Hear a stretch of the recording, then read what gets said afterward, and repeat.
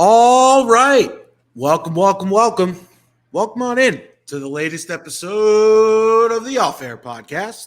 I'm Chris Thomas, joined by the head honcho, Mike Conti. And Mike, holy crap. I don't even know how else to put it. I tweeted this out last night, and as I'm watching the Atlanta Hawks just dismantle the Miami Heat, a team that has had their number in the regular season, in the playoffs. We all remember what happened last year. They made Trae Young look like far from the all-star player he was last night and on a regular basis. That was something to behold. And today is going to be a very fun day for Atlanta Sports Talk Radio. Well, yeah, because championship fever has hit Atlanta, right? I mean, it's palpable right now. Not quite yet, but a really good win by the Hawks on Tuesday night. Easily their best performance of the season. Right up there with one of the best performances they've had in the last couple seasons. And as I was watching it on Tuesday night, I felt very conflicted. Like I was really, really excited because it's an affirmation, I think, that, when these guys are doing what they're supposed to be doing, they can be a very fun basketball team to watch. They can be a very dangerous basketball team to play. And I know this sounds weird, but on the same breath, I was kind of disappointed at the same time. Like, where's this been all year? That's exactly what I tweeted out. Where's this been? Yeah, like, are we really looking at a situation where you're just kind of flipping the switch because you were bored with the regular season? Now it's the playoffs. Like, I really hope that's not it. I really, really hope that's not it. It probably isn't. It can't be, right? The problem is we have that ammunition from Trae Young, right, where he stepped in it last year when he said that the regular season is a lot more boring than in the playoffs. And that was coming off their Eastern Conference Finals run that they made a couple of years ago. So ever since that clip is dropped and saved into the archives and the annals of Sports Radio 92.9 The Game, it gets pulled out and used to display nights like this where we're like, Trae, you actually meant that, didn't you? Yeah. Well, exactly. I think what we're going to be able to have now, though, I mean, let's put all that negativity to the side for a moment. I think what we're going to have now over the next 2 weeks, we're lucky because the Hawks are playing a big market team with a lot of national interest. Mm-hmm. So there's going to be a lot of national attention on this series. And I hope we're going to benefit as a radio station because of that. I think there's going to be more engagement nationally, and hopefully that engagement carries over to how we talk about the series, but also hopefully it makes more guests, if you will, accessible to us.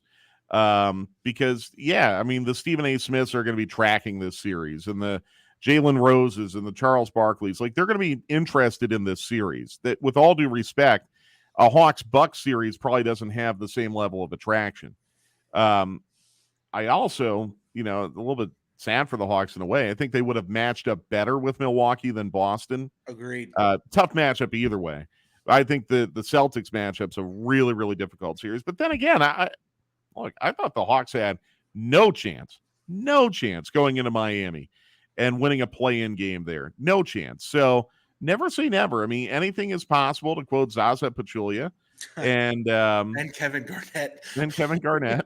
If the Hawks jump on the Celtics early in the series, they might have something. But it's going to be a lot of fun for us to bring all the play-by-play to our listeners. And, it'll be a lot of fun analyzing the series as it goes along, too. This is going to be a crazy next couple weeks. Oh, yeah. The draft and the Falcons still making moves. Now the Hawks in the playoffs, the Braves getting started and playing decently to well, depending on your perspective. And then on top of it, the rest of the NBA playoffs, the Stanley Cup playoffs, the Kentucky Derby's coming. We just have so many fun things to talk about. Atlanta United playing very well right now. Saturday. I mean, look, we'll have G-Day. Yep. Followed by the Hawks, followed by Atlanta United on the radio station Saturday. I mean, how cool is that? So is what they call a it's going to be a full lot of day fun. of I'm glad the Hawks did their part to help us out with that. Yeah, that is what they call a full day of programming right there on Sports Radio 92.9 The Game. And you can listen to all of it. And I think one thing that came out of this last night, I'm sure you saw, a really powerful video of the locker room footage after the game where Trae Young sort of gets serenaded by his teammates he was the last one in to the locker room. And to be quite frank, I think that should shut a lot of people up. To show you that at least for right now, through this playoff run, vibes are where they need to be. Well, yes, but that's tricky. Just because they're celebratory and they all like each other after a win doesn't mean that some issues have persisted over the course of the season that are amplified after a loss. True. So I agree with you that it was a very positive sign, but I don't think it ends the discussion. I mean, you basically had a non-denial from Trae last night, or Tuesday night, on the pregame show about whether or not he expects to be traded. Yeah. He kind of non-denied that. None of that changes just because of one game. So I still think it is a relevant discussion. I think it is a relevant point. I mean, we're going to read the room today, and I think we're going to be very celebratory about this performance and this win. But I think it's a big storyline to come this summer. Trae Young's future with this team. And a lot of what happens over the next couple weeks, I think, will dictate how this resolves itself. Well, if the series is non-competitive, then I absolutely agree. Yes. Because that was his whole ethos that he made public was, I need to see this team make progress in the playoffs, which means resemble more of the 21 team, not the 22 team. Yeah, and conversely, if they are competitive but maybe still get knocked out by Boston, I think the evaluation still is affected by that. I think going into Tuesday night, the general evaluation was that the Hawks were not competitive with the top teams in the Eastern Conference, had a disappointing season, and had to make major changes in order to close that gap.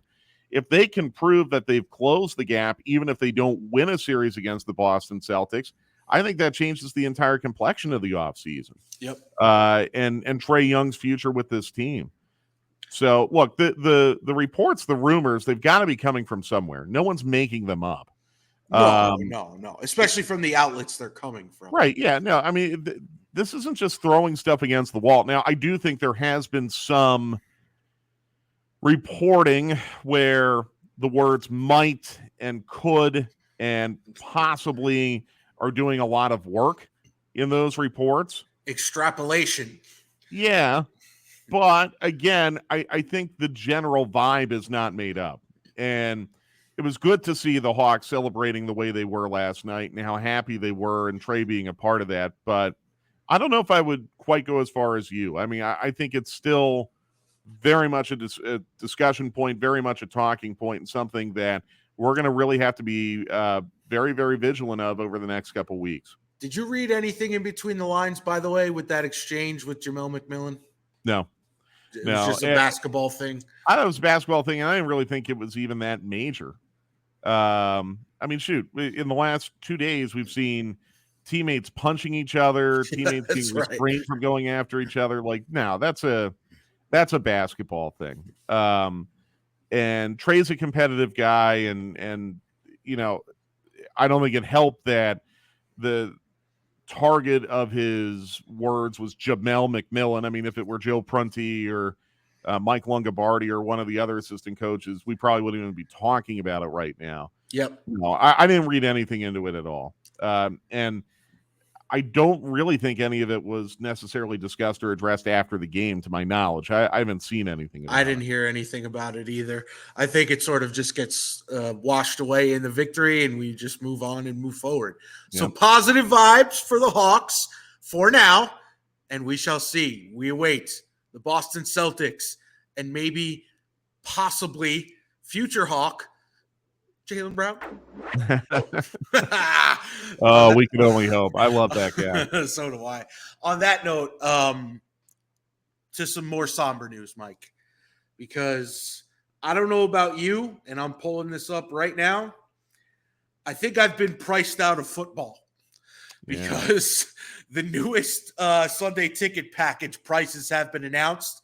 If you missed it, DirecTV no longer carrying the Sunday ticket. They have moved to YouTube. The streaming days are upon us for the NFL. So I'm going to read down these prices to you, Mike, and then I want your honest gut reaction. For YouTube TV subscribers, now that is people that already pay for, it's basically a cable competitor. Yeah. And that is a $72.99 a month service. Yep. For cable. I pay that every month. They have it on in my office. Yep. So that would be $349 for the season, but $249 if you purchase before June 6th. And it's $389 or $289 early if you want the bundle with the Red Zone. That's if you're a YouTube TV subscriber. If you're not, it's $449 for the season, $349 early, $489 or $389 early with Red Zone. Mike, okay. I think I'm just watching the Falcons this season. So $489, I'm doing the math here. Yep. $489, and let's say you have Sunday ticket. I'll just use you as an example. You're drinking from your Jets mug. Yep. Okay, Jets don't get shown a lot in the Atlanta market. Let's say you're investing in Sunday ticket exclusively to watch the Jets. Mm-hmm. $489 divided by 17, you, my friend, are paying $29 per Jets game. $29 per game. I could get into the stadium for $29 and think I'm sitting all the way up. Cost to get a pay-per-view fight now. And granted, I haven't done that in a while, but that's pricey. That is an investment. Now, let's look at it another way. If you channel serve, or maybe you make the decision, you pick an early game, a 4:00 game, and something. Well, I honestly, really, only the 1 and 4 o'clock windows are germane to the Sunday ticket. Right. So let's say you invest in, I'm going to pick 2 games and watch them carefully a week. You're still paying about $15 a game. Now, look, here's the thing. I think the morning shift, did a really good job of discussing this today. It's priced way too high. Yep. Way too high. But Google, who owns YouTube TV, has got to make the money back somehow. The billions of dollars they're investing in the Sunday ticket package, they've got to make that money back somehow.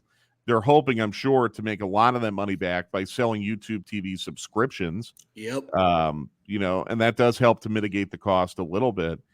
To me, but not really, because for me, Mike, I don't have a cable subscription. And I don't need one. So how do you get your internet? How do you get your internet?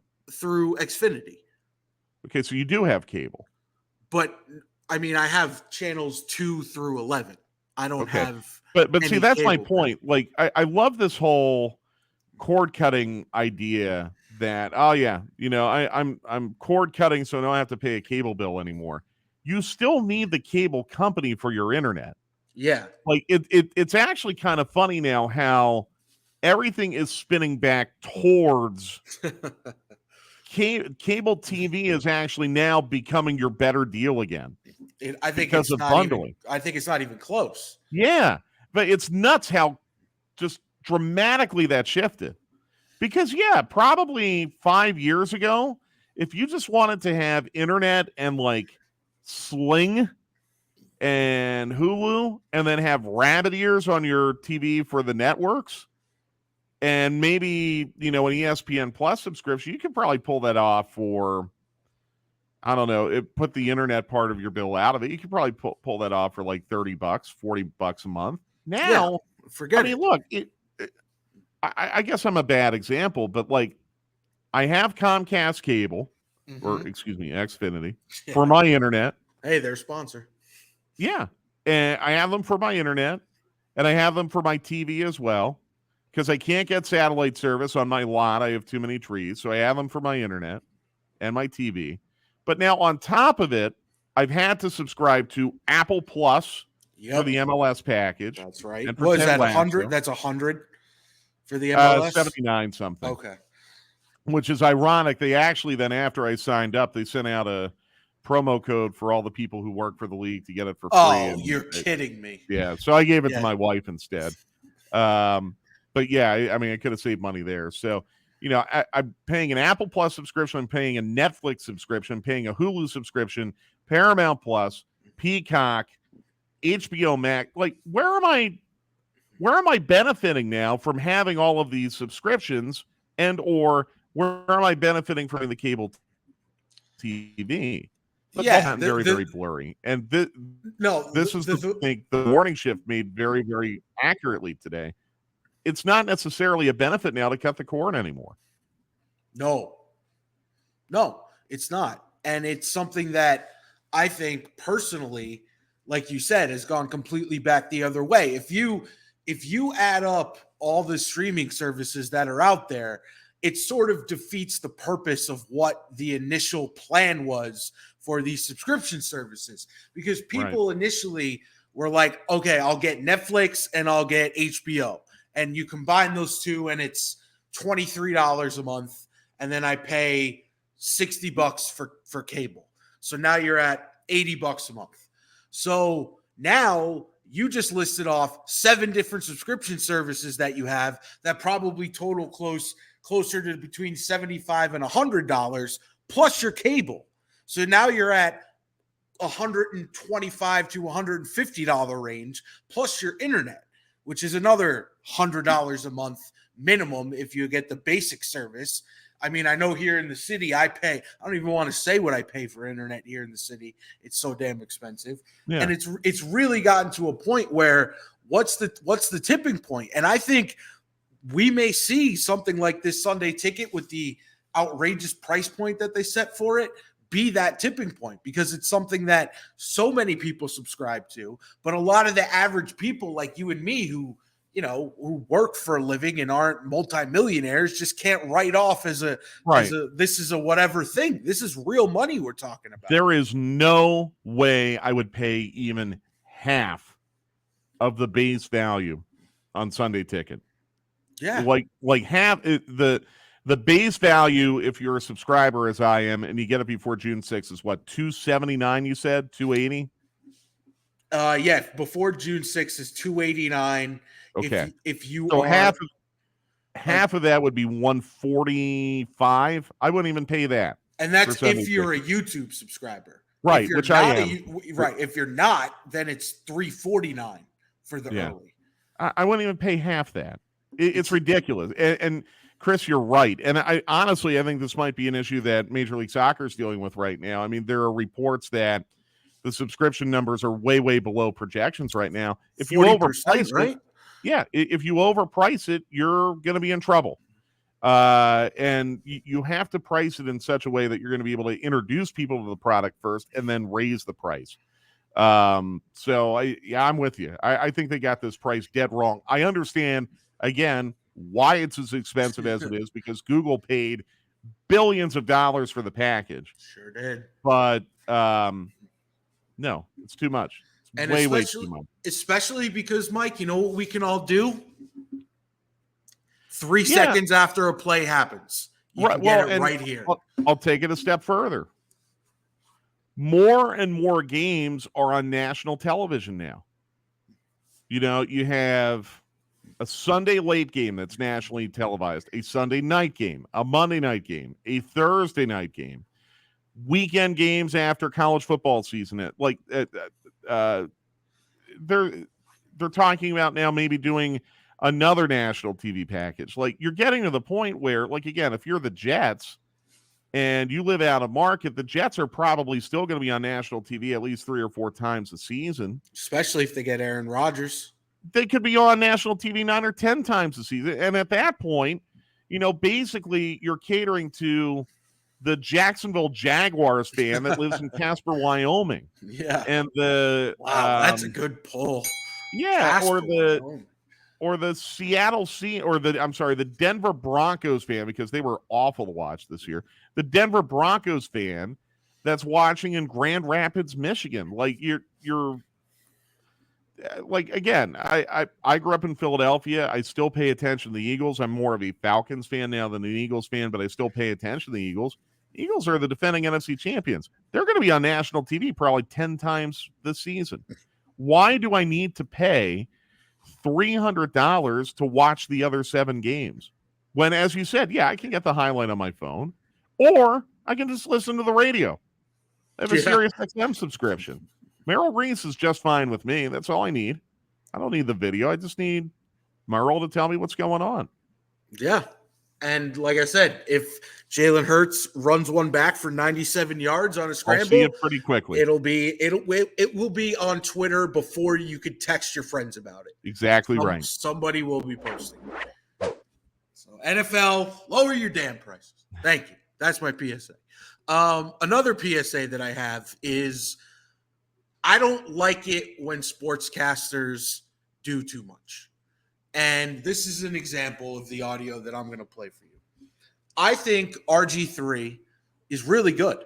I think he's burst onto the scene and he's become one of ESPN's better football personalities. He's confident. He knows his stuff. He's really well-spoken, looks good on TV, the whole 9 yards. But there are times when you get an RG3 or a Michael Irvin, and they just go a little too off the top rope for me. And I think for me, when I'm watching a football show or any sports show, I love a good humor interjection. I love a good, Good Morning Football, the chemistry that they have. But when it's forced and it sounds like what I'm about to play for you, for me, it just makes me cringe and want to change the channel. Aaron Rodgers and the Packers, they pulled tell them I love you to your face, but then move their stuff out when they're gone. Aaron Rodgers went on a darkness retreat, and when he came out, he realized that the Packers had fallen in love. So what I would say is, guys, don't waste each other's time. Just move on. Allow Aaron Rodgers to go and become discount double J. Nice. And move on with Jordan Love. By the way, is somebody singing in this background music? It's trying too hard, Mike. It's too much. He's reading. It's too much. He's reading. Yeah. Okay? If you have to read it, then it's not natural, and it's not going to be funny. It's going to come off as awkward. He's reading. He's reading a cue card. If he could pull that off the top of his head, it might be a little funnier. But no. I mean, the test is whether it makes you laugh. It's a pretty easy test. And it made me cringe. It made me cringe. It was terrible. Yeah. So is a broader analysis. Like, I don't think that sort of content needs to be on radio or TV. I think it needs to sound like we talked about in the last episode with Brandon Gowden and how well he's doing with Jeff Francoeur. It needs to sound like a group of friends hanging out talking about sports on a bar. That applies to TV and it applies to radio.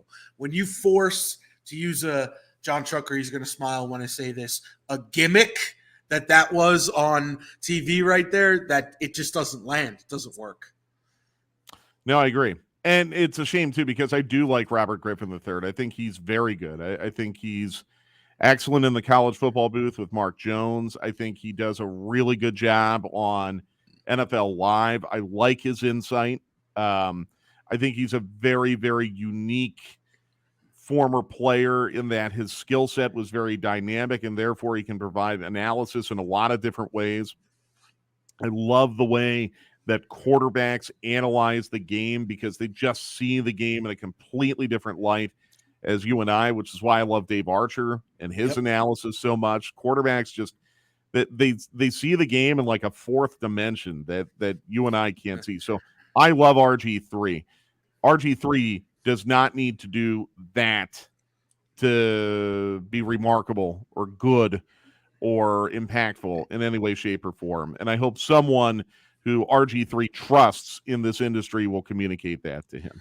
Yeah, I mean, it just, we don't need slam poetry in the middle of our NFL Live segment. No. That's basically what it comes down to. Slam poetry, good pull. That was just, again, just RG3, you're good at your job, man. No need to settle for that. Embrace your talent. Don't try to do too much. I'm with you. Yeah. All right. On that note, that'll do it for this edition of the Off Air Podcast. Give Mike Conti, the head honcho, a follow at Mike Conti 929. I am at C Thomas Radio. We will talk to you guys in a couple of days.